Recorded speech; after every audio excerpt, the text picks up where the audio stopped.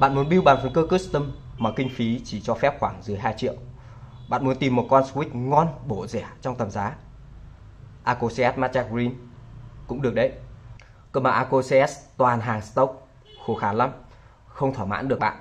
Bạn muốn em switch của mình phải ướt át, nước nôi cứ phải gọi là đều hề cơ. Thế còn Gateron Cap Milky Yellow thì sao? Jack, free loop, mượt, nước nôi đầy đủ. Cơ mà mỗi tội quả stem của em nó thì lại rung lắc múa như da xua. Hơn thế nữa, giá của bản Cap Milky này cũng cứ phải gọi là chát anh em ạ. Vậy thì switch bạn cần chính là con hàng vừa tạt vào quán trà đá của chúng ta ngày hôm nay, Gateron Pro Yellow Switch.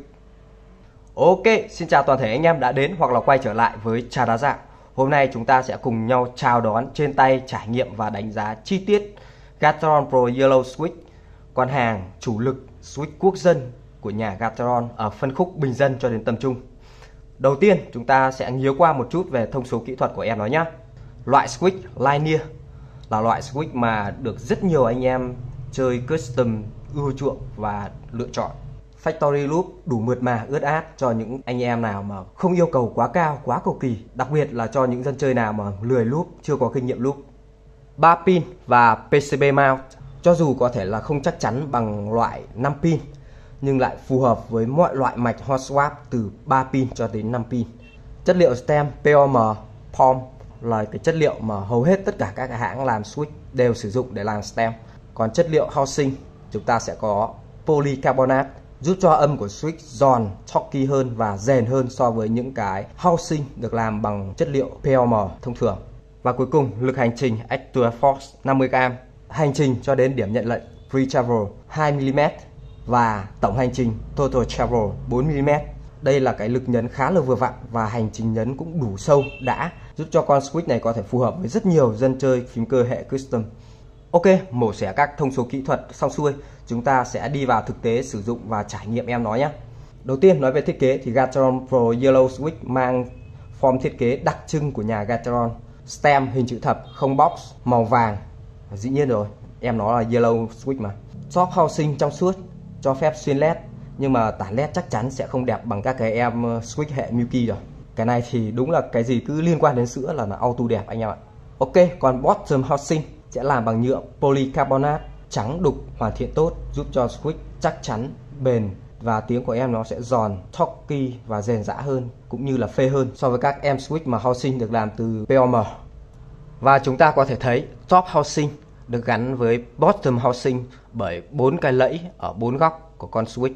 Do đó nên muốn mở em nó ra thì anh em phải dùng cái loại switch opener 4 chân như này nhé. Đấy, muốn mở ra thì chúng ta sẽ đặt tương ứng vào 4 cái lẫy như này và ấn xuống. Yo. Và ok, chúng ta cũng khám phá luôn cái nội thất bên trong của em nó nhé. Ok, anh em có thể thấy chúng ta sẽ có một cái lò xo rất là standard theo chuẩn của Cherry Clone. Ngoài ra bottom housing chúng ta sẽ có một cái lỗ để chân stem nó đóng vào này. Và phía bên này là hệ thống lá đồng. Khi mà cái chân stem này trượt qua thì hai lá đồng sẽ chạm vào nhau, giúp cho keyboard gửi được tín hiệu nhấn phím đến PC. Ok, quan sát chi tiết cái chân stem của em nó, chúng ta sẽ thấy là nó được bôi một lớp dầu bóng. Đây chính là mỡ loop anh em ạ. Mình cũng không rõ là Gateron sử dụng cái mỡ gì để pre-loop cho em này, nhưng mà nó khá là nhẹ nhàng, không đặc. Và cái lớp dầu này cũng khá là đều và ổn đấy anh em ạ. Nên là trải nghiệm nhấn của em nó sẽ mượt và ướt át. Điều này thì anh em cứ yên tâm luôn. Ok, ở đây chúng ta có thể so sánh luôn với stem của em AcoCS này. Thì anh em có thể thấy luôn là stem của em AcoCS này sẽ dài hơn stem của Gateron Pro Yellow một chút xíu thôi. Cũng như là phía đầu cuối của em AcoCS được làm nhỏ đi. Còn cái phía đầu cuối của em Gateron Pro Yellow thì sẽ được làm tù lại.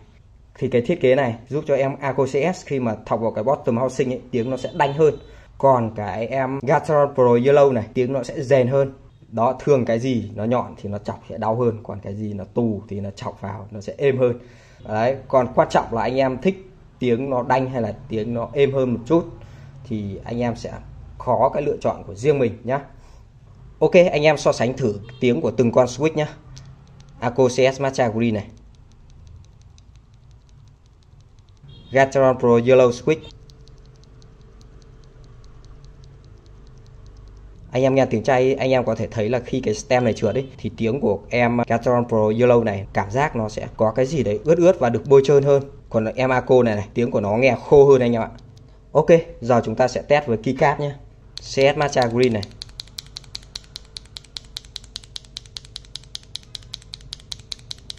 Đanh chưa, chát chúa chưa. Gateron Pro Yellow.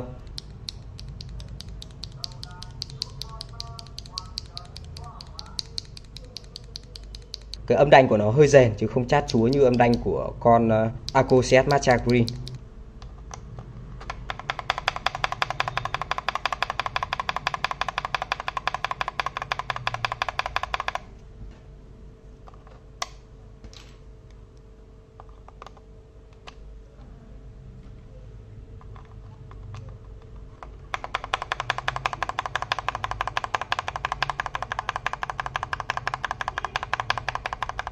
Sự khác biệt giữa Gateron và Aco CS, thằng Gateron tiếng nó sẽ gọn hơn, talk hơn và rèn hơn một chút, còn Aco CS Matcha tiếng nó sẽ đanh và nó hơi bị có nhiều tạp âm hơn. Có được cái sự khác biệt này có thể là do em Gateron Pro Yellow đã được reloop, cũng như là cái phần case, phần housing của em nó được làm từ polycarbonate anh em ạ.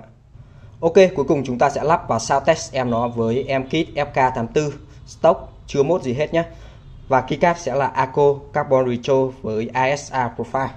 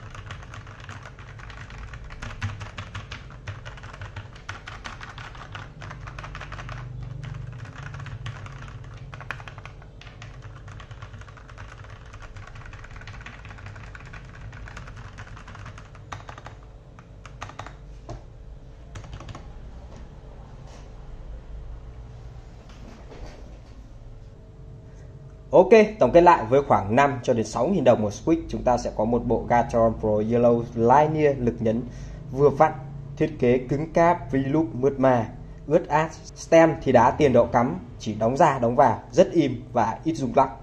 Âm thanh đanh đanh rền rền khá là phê và thú vị. Theo anh em thì nó có xứng đáng với số tiền bỏ ra không? Và có xứng đáng là switch quốc dân cho các anh em chơi phím cơ hệ custom không nhé? Comment dưới bên dưới chúng ta cùng nhau trao đổi và thảo luận nhé. Ok, video lần này của Trà Đá Dạo xin được tạm dừng tại đây. Cảm ơn tất cả anh em đã quan tâm theo dõi. Nhớ ấn like và subscribe để ủng hộ Trà Đá Dạo nha anh em. Và hẹn gặp lại tất cả anh em trong các video lần sau nhé. Thank you.